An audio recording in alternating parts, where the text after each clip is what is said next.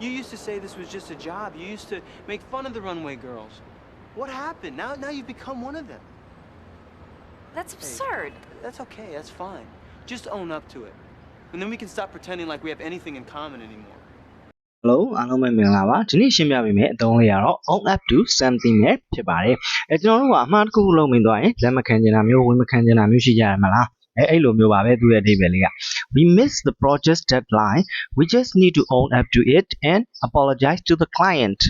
ငါတို့အလုပ်တွေပြီးရမယ့်ချိန်မပြီးတော့ငါတို့အမှားဝင်ခံပြီးတော့တောင်းပန်ဖို့လိုပြီဆိုပြီးတော့ပြောသွားတာပါငါတို့မှားသွားတာကိုလက်ခံပြီးတော့တောင်းပန်လိုက်ဖို့လိုပြီဆိုပြီးတော့ဖြစ်သွားတာပါဒီရုပ်ရှင်လေးထဲမှာလည်းဒီလိုပုံစံမျိုးနဲ့ပဲသုံးသွားတာပါ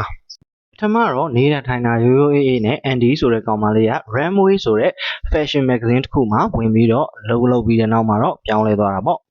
အဲ့ဒီမှာသူ့ကောင်လေးကနေပြီးတော့မင်းကပထမတော့ဒါအလုပ်တစ်ခုတက်ပါပဲဆိုပြီးတော့ပြောနေကြပါ Runway ရဲ့ကောင်မလေးတွေကိုလည်းမင်းကပြောင်းနေကြခုတော့ဘယ်လိုဖြစ်သွားတာလဲဆိုပြီးတော့ပြောတာပါ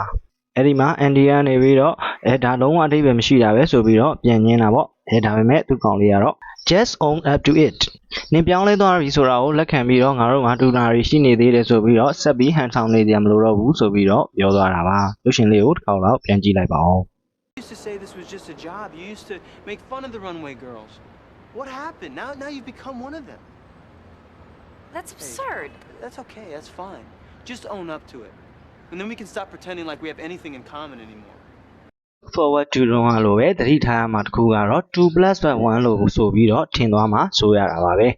own up to something ဆိုတော့2ရဲ့နောက်က verb လိုက်ချင်တယ်ဆိုလို့ရှိရင် verb 1 မဟုတ်ပဲ verb ing ပုံစံ gerund ကိုသုံးရမှာဖြစ်ပါတယ်